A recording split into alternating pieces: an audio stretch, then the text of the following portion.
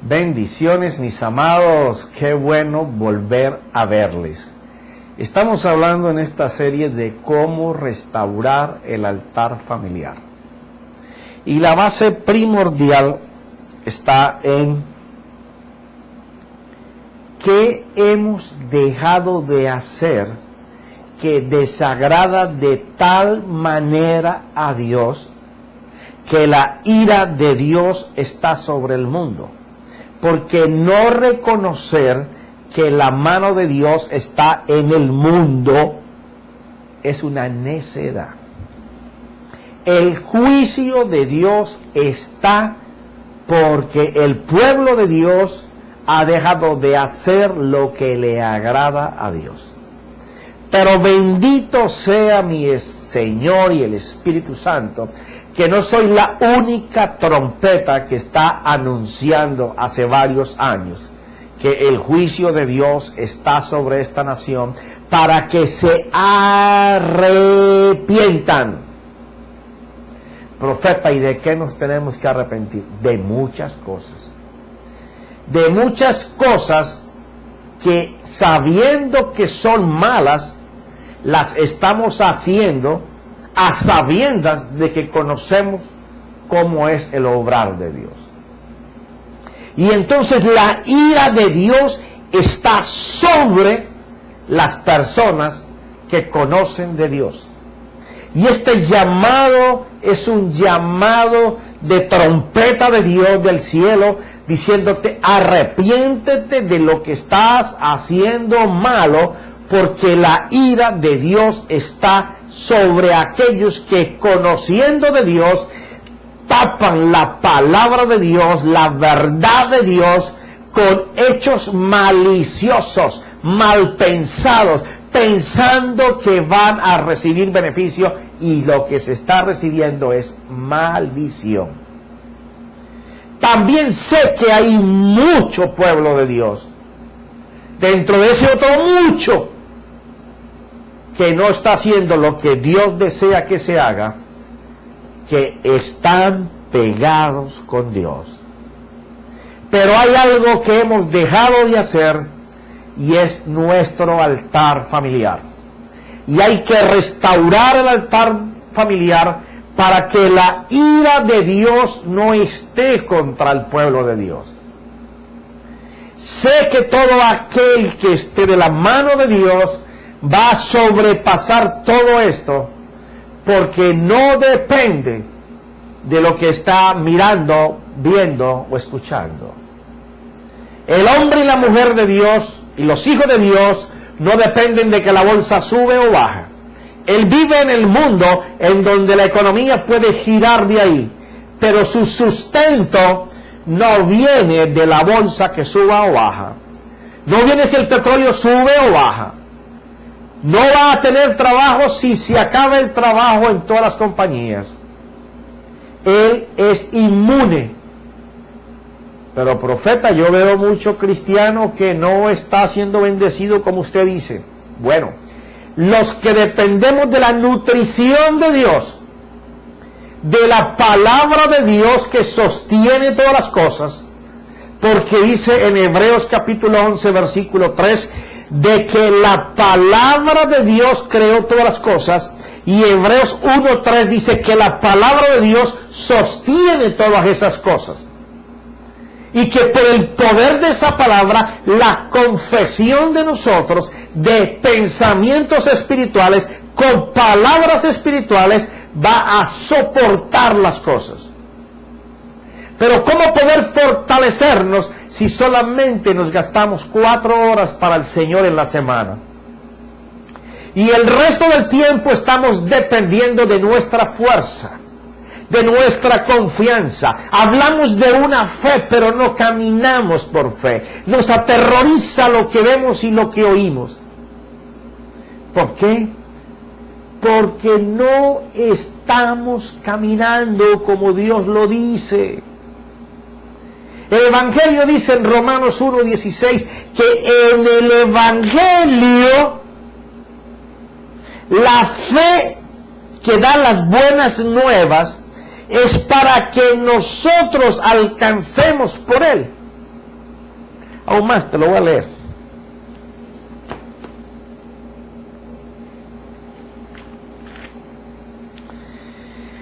Mira lo que dice, esto es una belleza. Porque en el Evangelio la justicia, y esta no es de la justicia soteria, que es para salvación eterna, esta es de la justicia souso del griego, que es para salvación constante en la vida de nosotros.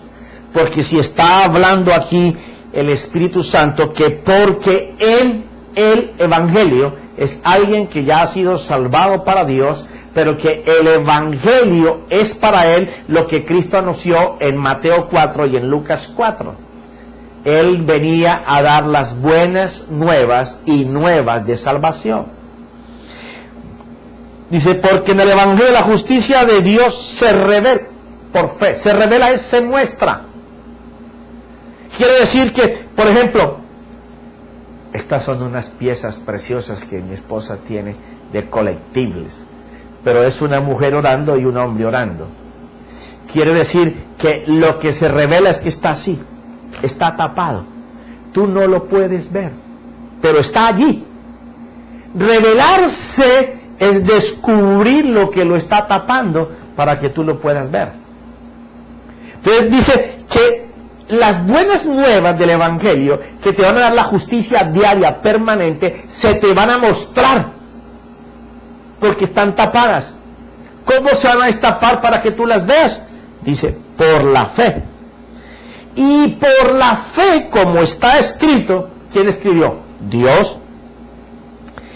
Mas el justo por la fe vivirá. ¿Y cómo tú vas a ejercitar una fe si estás constantemente caminando por lo que ves, por lo que oyes? ¿Qué hace falta en tu vida para caminar en esa fe? Ah, te lo digo facilito. Esto es más fácil que 2 más 2.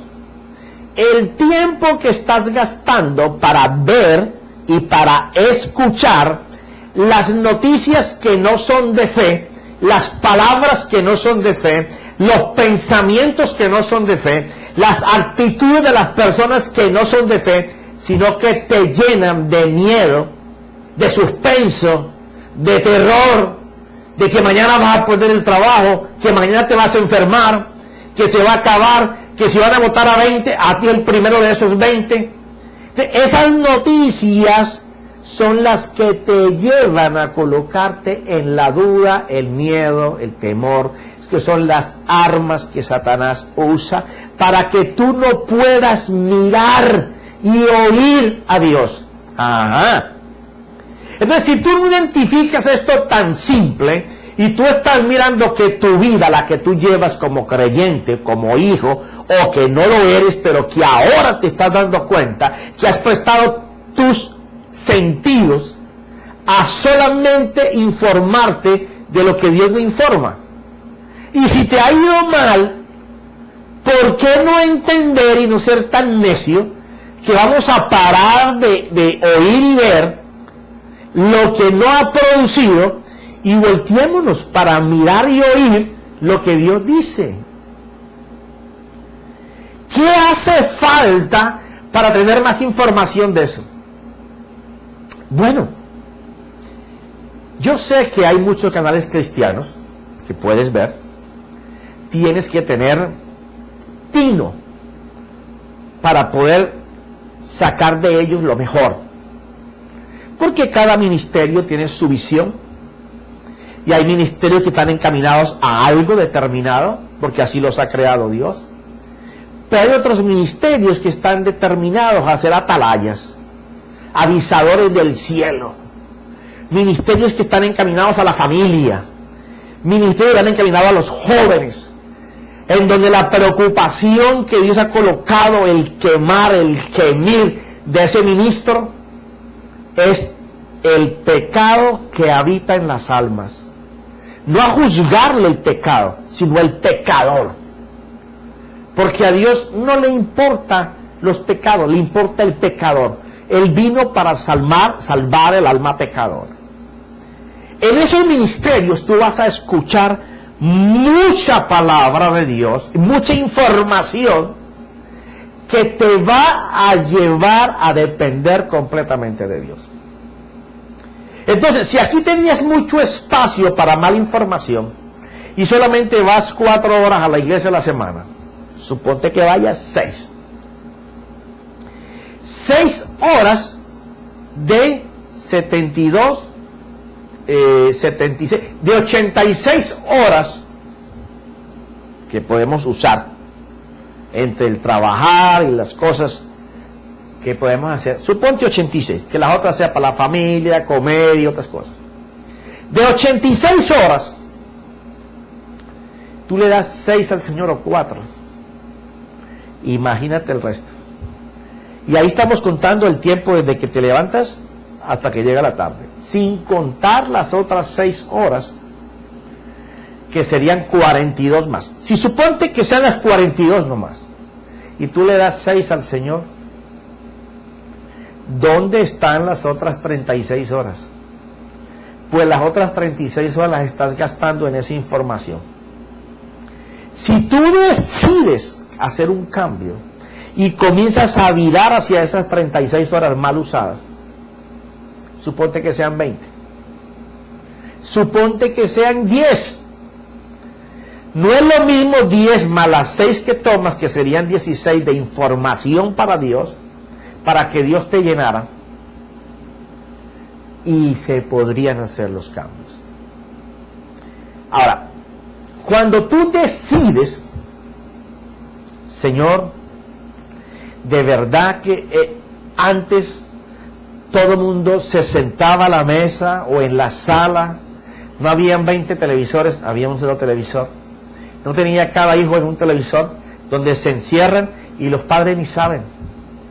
¿Cómo es posible que esa niña que mató a la otra aquí en Fort Lauderdale, su madre hacía años que no entraba a su cuarto y no había visto los afiches que tenía, los dibujos que tenía, lo que escribía, la televisión que veía, la música que escuchaba, todo satánico, todo hacia el homosexualismo, revistas que no tiraban sino eso? ¿Por qué? Porque hay una división familiar. Muchas veces como padres solamente estamos dedicados a proveer para el televisor que la niña tiene. Ahora se lo cambiamos porque ya ahora es plasma, no sirve el otro cajón grande, los juegos de Nintendo nuevos que salen, y ella nos pide patar, con tal de que el hijo no me moleste, yo le voy dando todo lo que él tenga. Entonces trabajamos hipotecados para tener cosas, pensando que la vida se nos va a hacer más fácil si tenemos a los hijos ocupados con lo que ellos quieren, aunque sea malo. ¿Qué pasó? La falta de la unión familiar, y sobre todo unirse en Dios, fue la que causó ese problema. Pero cuando decidimos que vamos a hacerlo para Dios, que nos vamos a unir como familia, que queremos que Dios se manifieste en nuestros propósitos como esposos, a nuestros hijos, que queremos que sea la bendición de Dios. Todavía ahora estaba recordando que una de las cosas que yo hice con mis hijos cuando estaban jóvenes y cuando estaban niños, yo comencé con ellos como a los 8 o 9 años en el Evangelio, porque antes no conocía del Señor. Por lo menos hasta los 14 o 15 años, yo no sé cuántas veces nos leímos proverbios, pero cada día había que leer un proverbio. Y fuera de eso había que seleccionar uno de los versículos que les había gustado. Pero imagínate tú, en 10 años o en 8 años, leyéndolos todos los días, hay cosas que todavía mis hijos hoy recuerdan de que Dios dice y Dios dijo. Ahora, ellos ya se casaron, van a otro lugar a donde yo me congrego. Ahora, yo no sé si van todos los días, si van todos los domingos, pero sé y creo que lo que la palabra dice, que si uno inculca en los niños la vida de Dios, aunque se apartaren de Dios, volverán a Dios. Ahora, yo sé que van a una iglesia, pero no puedo estar vigilándolos como cuando estaban más jóvenes, si lo hacían constantemente, porque ahora son casados, tienen familia, tienen hijos. Pero una cosa sí sé, que el altar familiar trajo a mi vida, a la de mi esposa y a los de mis hijos, una revolución. Porque era Dios enseñándonos a través de su palabra, y llegó el tiempo en que ya no leíamos un capítulo, porque empezamos a encontrar versículos claves que la familia necesitaba o que teníamos que tratar. Entonces nuestra oración cambió, porque ya comenzamos a coger convicción, conciencia para orar. Ya no orábamos por costumbre, ya no orábamos por rito. Ahora orábamos agradeciéndole al Señor que, pudiéndonos habernos matado, Él nos había librado. No matado Dios, la gente que nos quería matar. Pudiendo gente queriendo matarnos, no nos pudo matar. Y que ojos que querían vernos, Dios no permitió que nos vieran. Y entonces, qué agradecimiento al Señor de nuestras vidas, del poder estar en este país, de disfrutar de este país, de conocer a Dios, de dar testimonio de Dios, de cómo nos había libertado, cómo nos había cuidado, cómo nos había protegido, cómo nos había sustentado. Y era una oración de gratitud a Dios por lo que Él era en nuestras vidas. Por eso mi vida fue revolucionada cuando Milton Poppy habló por 3 días sobre el altar familiar. Eso fue para mí un alivio, fue un marcar de un camino. Porque entonces me pude dar cuenta de que lo que Dios demanda en cada familia es que nosotros tengamos a Dios como centro de nuestra relación, no solo de pareja, sino con nuestros hijos. Aprendimos a que diariamente podíamos arrepentirnos en familia de lo que habíamos hecho o con otras personas mal, o lo que otra persona nos había hecho mal, perdonárselo, o entre nosotros mismos, entre la pareja. Entonces, como todos los días, si teníamos algo que confesarnos o arrepentirnos, lo hacíamos personalmente, mantenía limpia la relación. Eso es lo maravilloso de tener a Dios en el centro de todas las cosas. Y entonces ya comenzamos a hacer una oración honesta, una oración con convicción de que Dios nos escuchaba y de que Dios se agradaba de que nosotros pudiéramos enseñar nuestro corazón para ser limpiado y operado por Él día a día, día a día.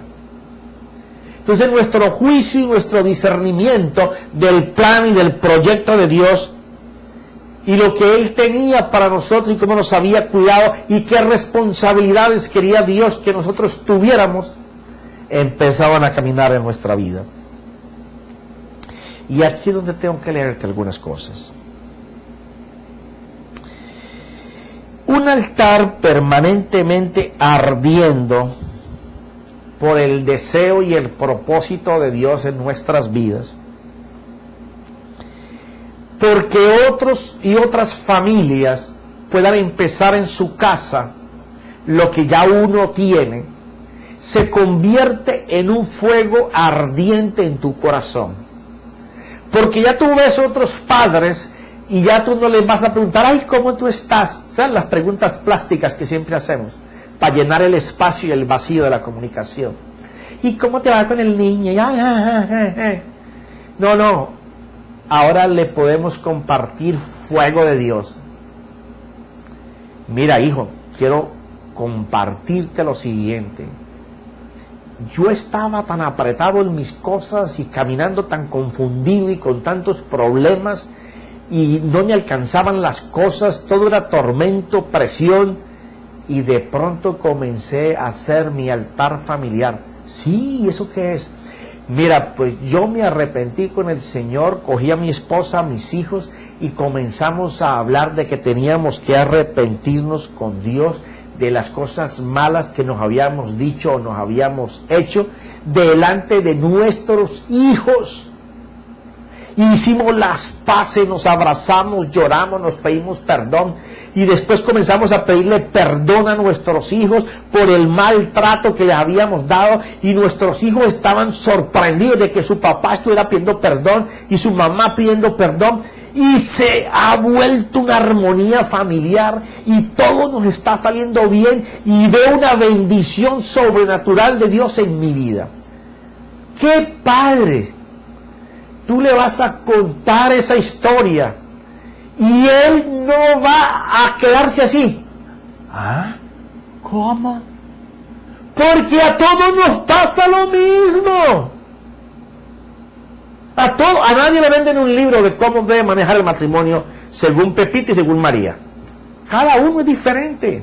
Y con los hijos igual.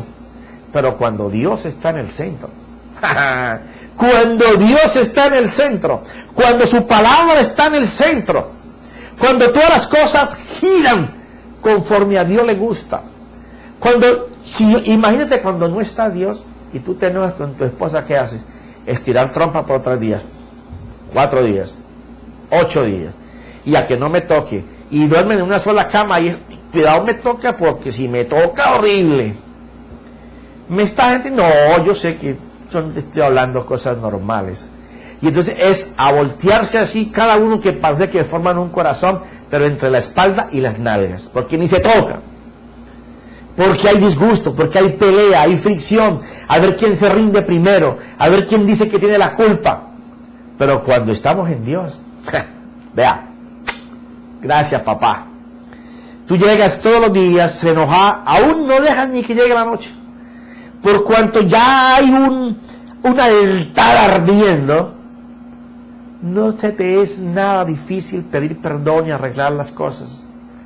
Porque no es que no nos enojemos, es que no se ponga el sol y que no estemos enojados todavía. Es poder reconocerle a nuestro hijo que a veces nos desespera y tuvimos una mala reacción y decirle, ven papi, perdóname. Yo me acuerdo que castigaba a mis hijos o física o les hablaba muy fuerte, y después apenas pasaba ese accidente, por cuanto había un altar familiar funcionando, yo me metía al cuarto a llorar con él y a pedirle perdón. Y entonces esa escena hacía que su otro hermano llorara, hacía que mi esposa llorara, y así empezamos a formar un círculo de fuego, que es lo que ha mantenido que hoy mis hijos puedan llevar la compañía, y ellos saben que mientras su papá esté enseñando, ellos tienen que de la compañía generar el sueldo para que su papá se dedique al evangelio plenamente. Eso nació del altar familiar, de agradar a Dios. No es que yo sea un padre modelo, no es que tenga los hijos modelos, pero yo te cuento lo que yo hice para cambiar mi vida, la de mi esposa, la de mis hijos. ¿Hubo problemas? Hubo problemas. ¿Hubo dificultades? Hubo dificultades. ¿Hubo aflicciones? Hubo aflicciones. ¿Hubo peleas que pasaron más de 2 o 3 días? Las hubo. Pero en todas ellas, el Señor nos dio la victoria. Porque cuando tú estás haciendo un altar para Dios, Dios se goza. Ahora vamos a ver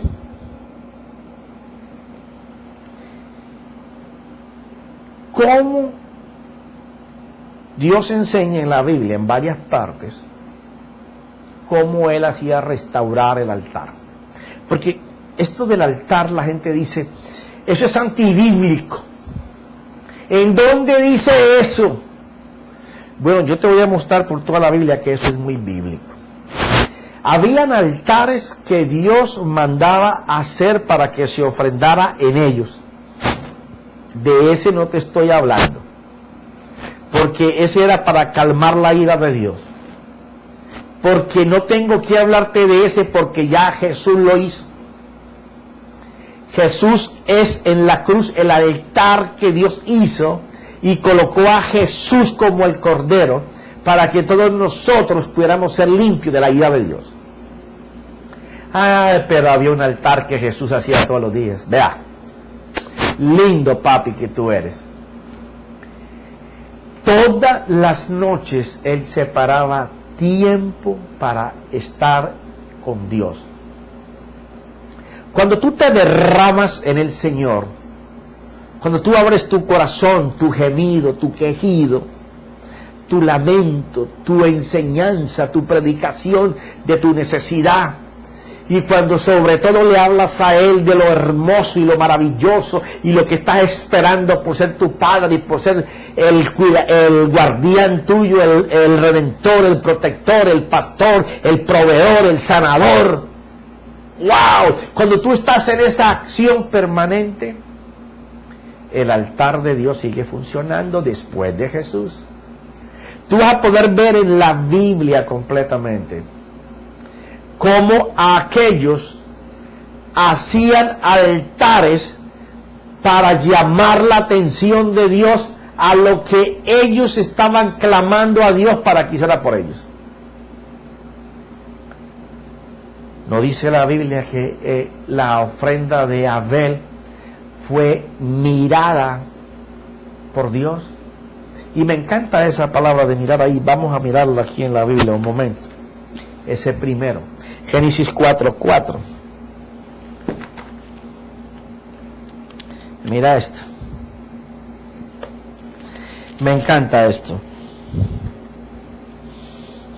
También Abel por su parte trajo de los primogénitos de sus ovejas y de la grosura de los mismos, y el Señor miró con agrado. O sea, Abel vino a ofrecer en un altar a Dios y Dios le encantó que él hiciera eso. La actitud de Abel de buscar al Señor le agradó.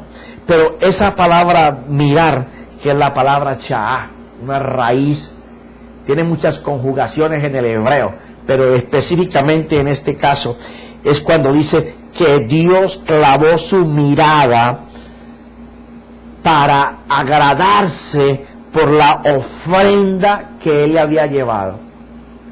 Y continúa la raíz hebrea explicándose que Dios se quedó pasmado. Esa palabra sí que me encantó.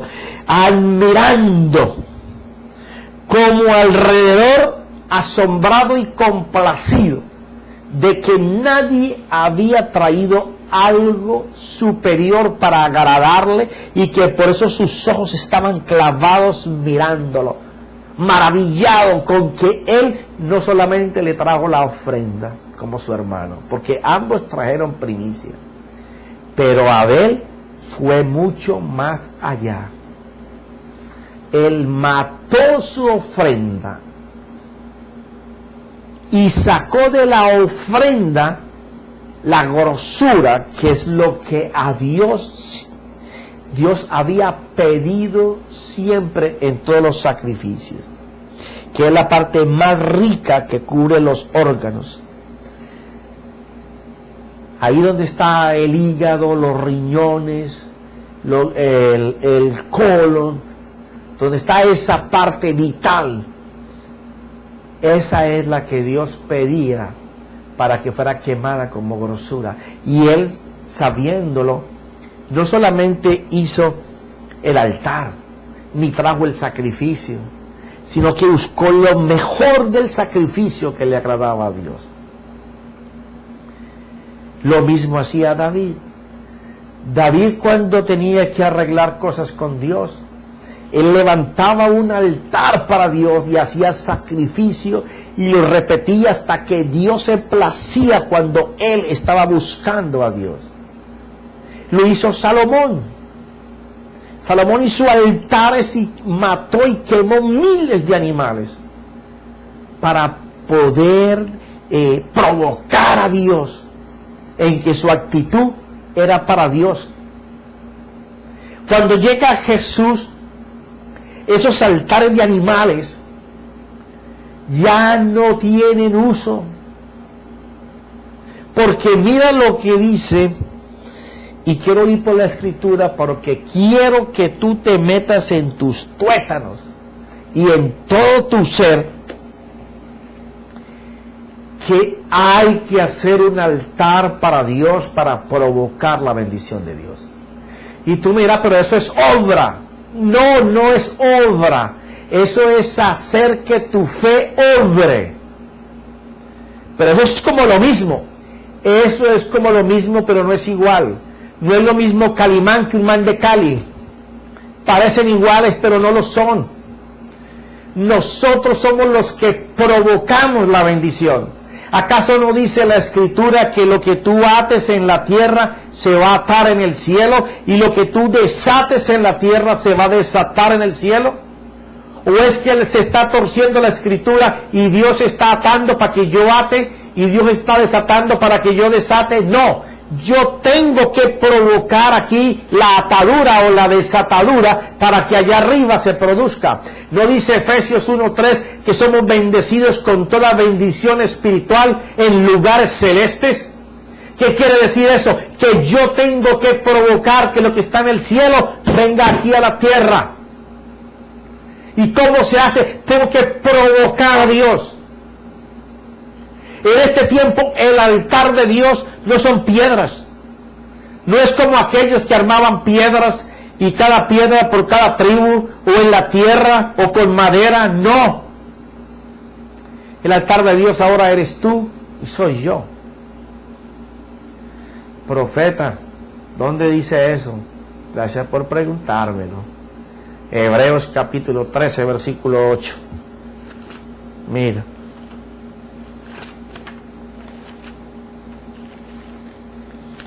Hebreos 13. Jesucristo es el mismo ayer y hoy y por los siglos. ¿Qué quiere decir? Que lo que vamos a hablar aquí, aunque Él vino hace 2000 años, Él ya era. Y ha sido lo mismo e igual desde el principio hasta ahora. No os dejéis llevar por doctrinas diversas y extrañas, porque buena cosa es para el corazón el ser fortalecido con la gracia.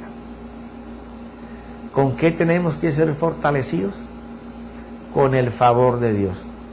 No, ahí no dice favor, dice gracia. Bueno, ¿qué es gracia? Es el favor de Dios a nuestro favor, aunque no lo merezcas, pero Dios te lo quiere dar. Un momentico, no es que te lo dio, te lo quiere dar, porque está en lugares celestes, está allá donde está Dios. ¿Qué tengo que hacer? Traerlo aquí. ¿Está dado? Está dado. ¿Por qué no lo puedes tomar? Porque tú tienes que provocarlo. Eso está como el próximo tema que estoy pidiendo a Dios que sea ese, porque ese era el que tenía, pero me dijo corta, no quiero ese. Es sobre avivamiento. Un avivamiento, no hay carreteras que puedas tomar para provocarlo. No hay proyectos que tú hagas para lograrlo. No hay una alabanza que todo el mundo se tira al piso, duerme, canten como ángeles. No, eso no existe. Una palabra que lo provoque tampoco existe. Un avivamiento es un ardor en el corazón de una persona porque Dios ejerza gracia y misericordia y compasión a los que están perdidos. Eso es un avivamiento. Y cuando tú empiezas a gemir y a dolerte por eso, entonces Dios, al tú provocar a Dios, Dios hace cosas sobrenaturales en ese lugar contigo o con otros. Igualmente está aquí. ¿Para qué fortaleces el corazón con doctrinas que no provoquen la voluntad de Dios? Tenemos que tener en nosotros palabra que sea vida de Dios para provocar a Dios. ¿Qué hacía esta gente cuando hacía los altares y sacrificaban a Dios? Provocaban a Dios. Lo provocaban. Imagínense que Salomón llega y hace un holocausto de miles de animales y provocó tanto a Dios que Dios se le apareció y entonces le dijo en un sueño, en una visión: no solamente te voy a dar lo que me has pedido, te voy a dar todas las riquezas, te voy a dar aún lo que no me has pedido. Eso es provocar. De eso tiene que estar lleno el corazón del creyente. Cuando tú tienes en tu casa un altar familiar, tú lo que haces cuando lo haces con convicción, con conciencia de lo que estás haciendo, con la honestidad y la transparencia de que tú no vas a impresionar a Dios leyéndole la Biblia en una oración. Tú le abres tu corazón para que sea Dios quien mire lo que tú deseas. Y no que no lo sepa, sino que tú tienes que saber cuánto tú amas a Dios, que quieres provocar a Dios para que Él haga. Nos enseñamos a provocar a Dios por oraciones, como te lo dije en el capítulo anterior. Al que más grite, al que más hable, al que más llore, al que más gima, al que más levante la pata, al que más corra, al que más salte, la música más alta, la alabanza más aleluya. No, no, no, no. Eso es bueno y provoca la gracia de Dios cuando estamos congregados y con un solo espíritu lo hacemos. Pero la provocación del corazón de Dios para que haga es cuando nuestro corazón se abre para cantar, para salmear, para tocar, para enseñar, para predicar, para hablarle a otro, para testificar, para orar en la familia, para orar en la congregación. No busques cosas para adornar tu oración.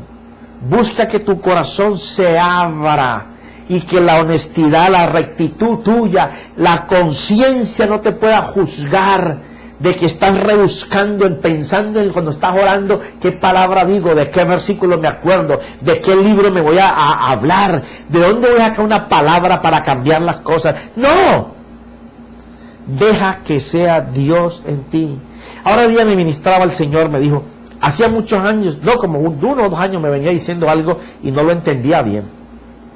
Me decía, no quiero que pienses, no quiero que hables palabra, no quiero que digas nada de la palabra y no quiero que hagas. Yo le decía, Señor, eso lo que me está diciendo es que no ejerza el ministerio, que me siente.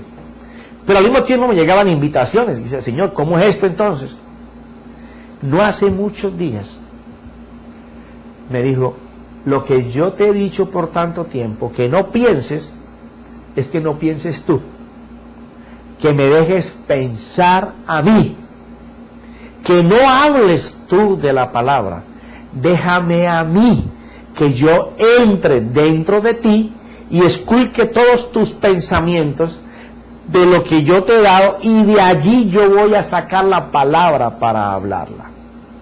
Y no hables de la palabra, déjame a mí, que yo sea el que con denuedo hable de la palabra.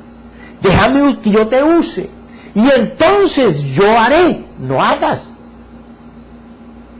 Wow, cuando eso llegó a mí, le dije, Señor, yo he venido haciendo esto casi parecido por algunos años. Y yo, sí, pero ahora quiero que sea 0. Porque te voy a usar como factor de cambio, como factor de multiplicación. A donde yo te lleve, voy a llevar el avivamiento. Porque en ti lo he puesto. Y la pasión que he puesto en ti es para que el pecador se arrepienta.